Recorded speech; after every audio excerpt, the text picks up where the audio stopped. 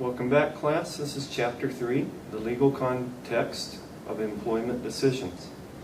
This is a shorter video, shorter presentation for me, but nonetheless very important. Being sued can be very expensive, even if you win.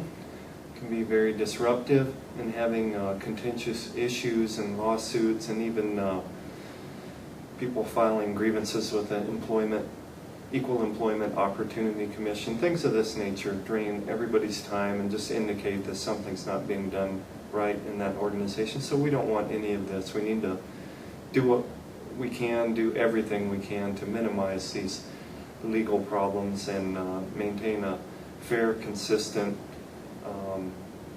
legal workplace. So the first point I wanted to talk about is I really wanted to underscore what Cassio says when he says that understanding these laws and their management implications is critical for all managers, not just HR professionals. The reason I wanted to underscore that is because ignorance can turn out to be very expensive. So not knowing important laws and regulations, as they say, ignorance is no excuse, and it's not going to help out. So really, our average managers, Joe and Jane manager, are going to be legal experts? No, and they shouldn't try to be, actually. That would be dysfunctional. But certainly some familiarity with some of the common things that get managers and their organizations into trouble will be really important. I would like to say that the implication of that is that you want to keep somebody in your organization that's up to date on these laws and regulations. If it's personnel matters or employee managers, oftentimes that would be the human resource professional, and that human resource professional should be up to date on these. In fact, that could be and should be probably some of the selection process before hiring somebody into an HR position to check their knowledge on some of these factors. However, these laws and regulations do change over time, and this HR person, who would be at least the employment law expert within the company, will need to keep up on the changes, attend workshops, and certainly you as a manager or boss in the company could keep an eye out to make sure that your HR coworkers are indeed staying up to date and knowledgeable about the ever-changing laws and regulations. However, certainly managers that don't work in human resources need to be familiar with a lot of these practices. So particularly if there's not a human resources person at your organization, you're going to have to be doubly knowledgeable about things that will get you into trouble. So you would be the one that would be going to training and workshops on how to avoid legal problems within the company. Fortunately, these workshops are pretty prevalent. In other words, they're not that difficult to find, and there's a lot of good ones out there. I know in the Pueblo area there's a employment law workshop once a year, and it's one of the most popular workshops that's attended by professionals. And I've attended it and found it to be pretty darn useful. So this would be the type of workshop where employment law specialists, attorneys that, not just regular attorneys that handle a wide variety of things, but attorneys that are specialists and experts on employment law can produce publications or workshops that will help you stay out of trouble. So I think in addition to keeping someone in your organization up to date and yourself up to date on these laws and regulations, it's important to know who to call. So that's related to what I said before.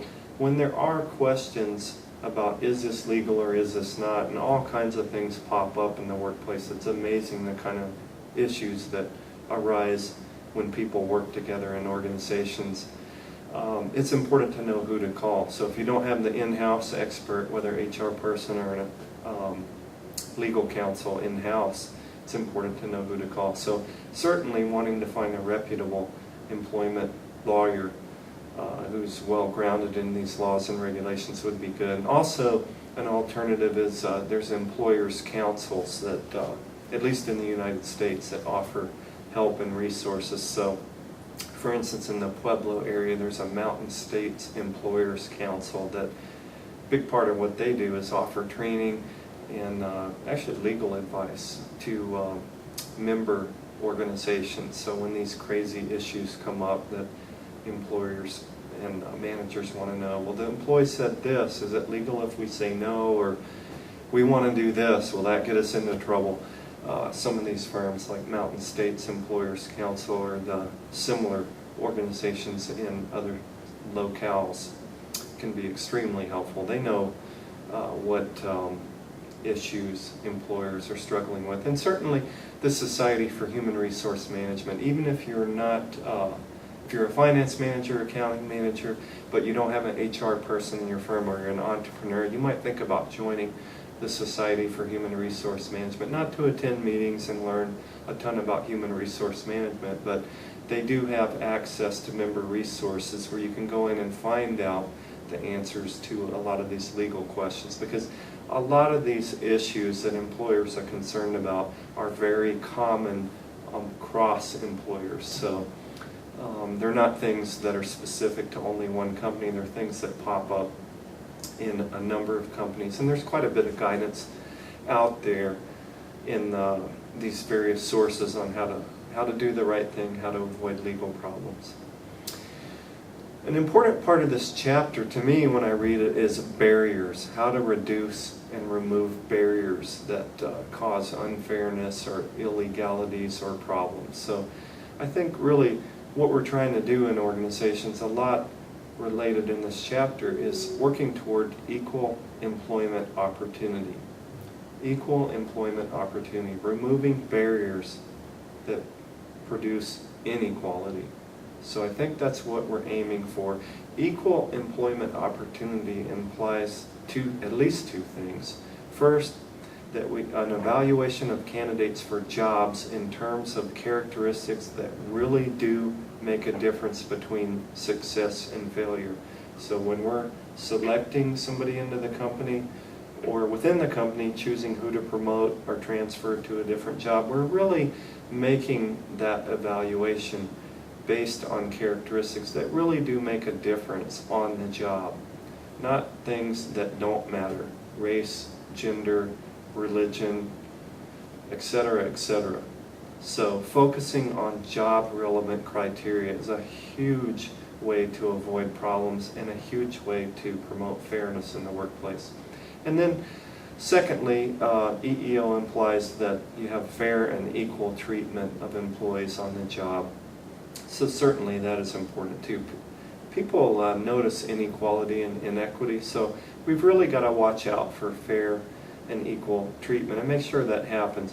And I think most of us at the personal level, sure, we're going to treat people fair. That's something that pretty much all of us believe in, but it's easy to for misperceptions to creep in. For instance, maybe certain employees are more like you and they're easier to relate to. This was a classic in the past with women entering the managerial ranks. Thank goodness we progressed quite a bit on that now, but early on in some companies, maybe the organizational culture, a lot of the high-earning, big-money managers were golfers, and so they would meet and have business meetings on the golf course, or maybe even meet informally on the golf course. And at that time, in some organizations, not as many of the women were golfers, and so a lot of this kind of networking and decision-making and hobnobbing and relationship building was happening in settings that women were not necessarily excluded from, but weren't included in. So I think a lot of this is just kind of thinking about ways to ensure that there's fair and equal treatment. Another example, we all have employees that are easier to work with, working for us, and employees that we find a little bit more challenging. And so it's really easy to kind of have the in-group employees, the employees that are kind of most favored, and to kind of have the more out-group employees that you're not mistreating them, but they're not in your inner circle just because you don't relate to them as well. You treat them nice, but you don't spend as much time with them. And so these kind of things can lead to misperceptions. We really just kind of have to watch our own behavior and kind of put on that critical hat on occasion and say, if I was this employee, how would I see that? So I think that can be quite important. And people are equity sensitive, some more than others. They may look and compare how they're being treated vis-a-vis a coworker and then make conclusions about whether or not they're being treated fairly. And I think certainly maintaining an open door We want to encourage employees who feel there's some kind of unequal treatment going on to let us know about it. Don't kill the messenger. We need to know this. We want employees to either come to us, the boss, or another avenue within the company rather than going outside and hiring a lawyer that will sue us, or going outside to the government, maybe the Equal Employment Opportunity Commission, filing a complaint that we're going to have to deal with. So if we can encourage open dialogue in the workplace and prevent some of these problems from going outside into places we don't want them to go, that is helpful. Even if we're not immediately happy to hear the complaint, we need to hear it, and we need to be receptive to it and thank the person that brings that complaint or issue to us and give us a chance to do something about it. That is a real blessing that they have provided us. I think in the chapter, Cassio talks about the 80% rule. Some people call it the 4/5 rule. I think this is an important thing to talk about. It's a good diagnostic to calculate. So this is where you look at, is the selection rate for the group in question less than 80% of the dominant group? So say that we're hiring engineers.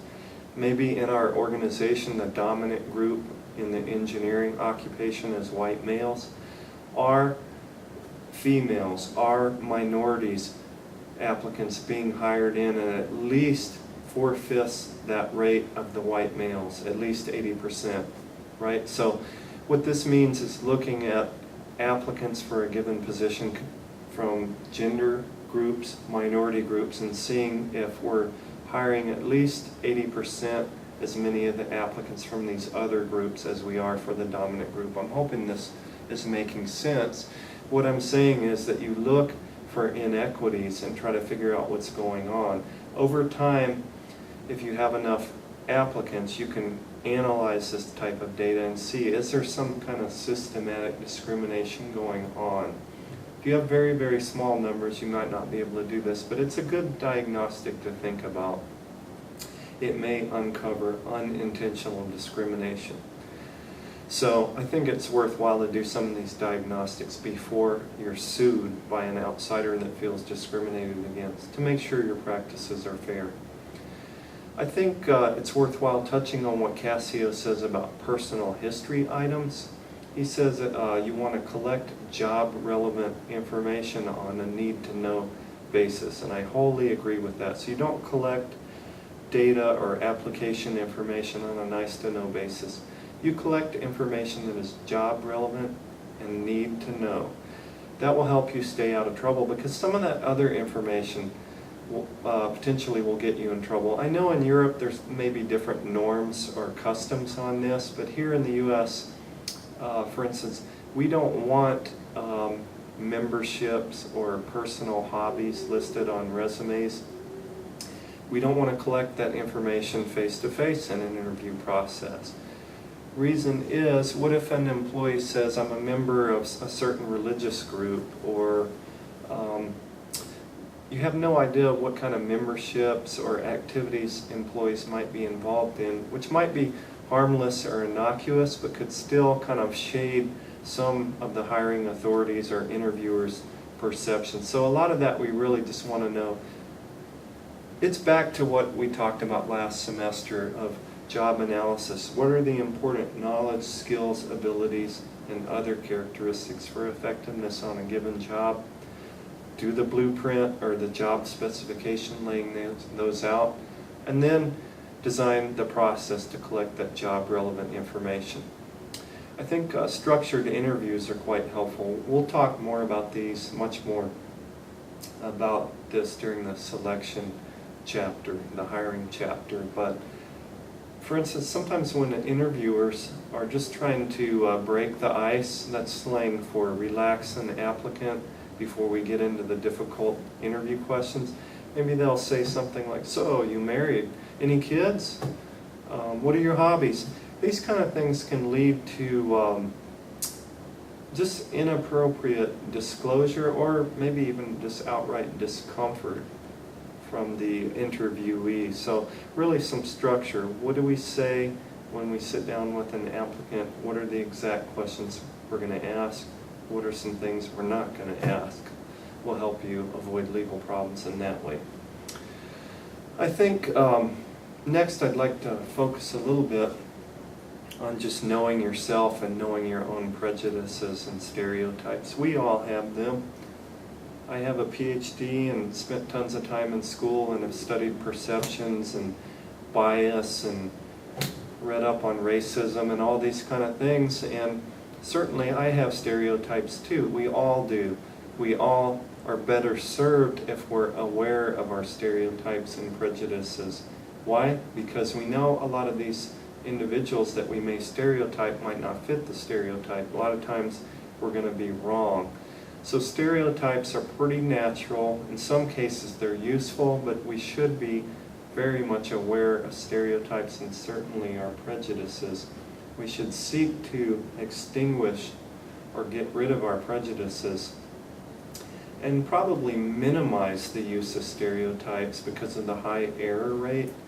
As I say, a lot of the individuals we'll deal with won't fit that cognitive schema that we have in our mind toward a particular group, and we're going to look pretty foolish if we treat all people from a certain group in a similar way. We look biased, we look prejudiced, chauvinistic, low emotional intelligence. It's very easy to look like a buffoon if you rely on prejudices and stereotypes. So we need to do some self-insight, some self-discovery, learn what those are. Keep a critical eye and ear out for what you say and what you think, and then do the argument with yourself, the self-talk, right? What makes you say that? Where's your disconfirming evidence? What's your confirming evidence? Don't be too easy on yourself saying, yeah, I knew that was the case because he or she's a such and such. So I think keeping a critical eye and ear on ourselves, what we think, what we say, would be good. Think about times you have been kind of labeled or stereotyped. It generally doesn't feel good. Even me as a white male, I've been stereotyped before by people of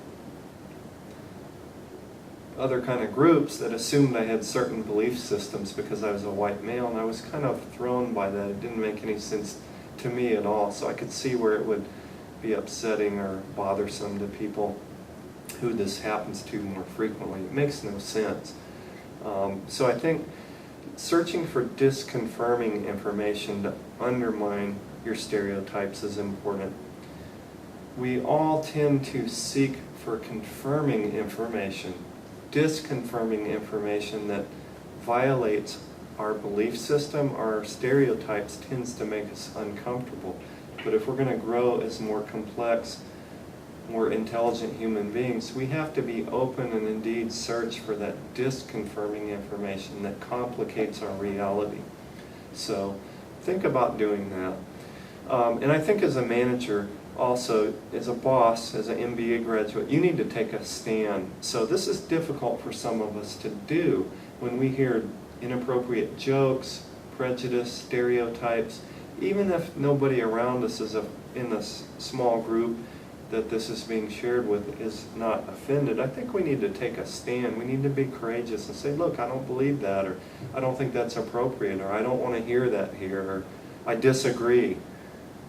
And so this would be very important. It's going to show that you're a person of integrity. It's going to show you're a person that doesn't tolerate that. It's going to have a huge influence on the behavior and climate within your own work group. So I think even though it may take a little gumption or courage to do that, it's going to have some strong positive effects. In fact, as a manager, you can be in legal trouble if you don't step up when these kind of illegal, unfair, prejudice, bias activities are going on. You can get yourself and your company into legal trouble. So even if you're not inclined to that kind of behavior of stepping up and disputing, squelching that kind of behavior, you need to do it. Otherwise, you'll place yourself and or your organization in legal jeopardy. And then finally, I think last point I'd like to make related to Chapter 3 is that encourage others to help you see through their eyes. So if there are people who are different from you, race, gender, belief systems, learn from these people. Again, complicate your reality, build your empathy, build your understanding. I think it's not always, it's easier for some people than others to be empathic, and I think if you can get some of your coworkers and employees and maybe even applicants to share their thoughts, things they've encountered, prejudices they've run into, things that irritate them when they're treated certain ways, just ask them to help you see things through their eyes. It will enrich your ability to relate to others, and it will ultimately, it's going to make you a more effective manager. And it's, again, back to encouraging people to bring issues to your attention.